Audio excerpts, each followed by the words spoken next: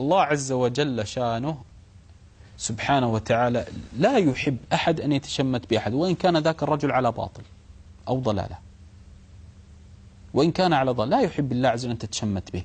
لهذا النبي صلى الله عليه وسلم وإن كان بالسند التكلم قال النبي صلى الله عليه وسلم: لا تظهرن الشمات لأخيك فيرحمه الله ويبتليك. اليوم تكلم معي رجل، هذه القصة اليوم حدثت والله من فوق عليائه شاهد. قال لي: مات صديقي في حادث سيارة، هو يتكلم عن أمد بعيد لكن اليوم كلمني بالقصة. يقول: قبل سنوات مات صديقي بحادث سيارة فأردت الذهاب للجنازة، فقال لي أبي: هو مات شهيد؟ يستهزئ بمن مات في الحادث. قال: فمات أخي في نفس الليلة، حادث سيارة بعد. لهذا الله عز وجل يكيل بالمكيال سبحانه وتعالى. واضح؟ إذا أغلق عليك باب وعيرك الناس بفقرك سيغنيك الله ولو بعد حين، فاصبر. لهذا افرح بشماتة الناس. أحيانا أقول للمكلوم: افرح بشماتة الناس، لأن الله عز وجل شانه يكيل بالمكيال. تتشمتون به سأجعل له شأنا.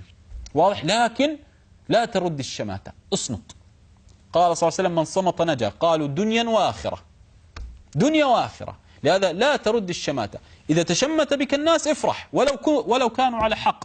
وقع في الذنب قبحه الله ويتشمتون بك صباحا وأنت مذنب، اصمت. قل: اللهم إني أذنبت فأستغفرك، فقط بينك وبين الله يغفر الذنب، لكن انظر ماذا سيفعل بهم.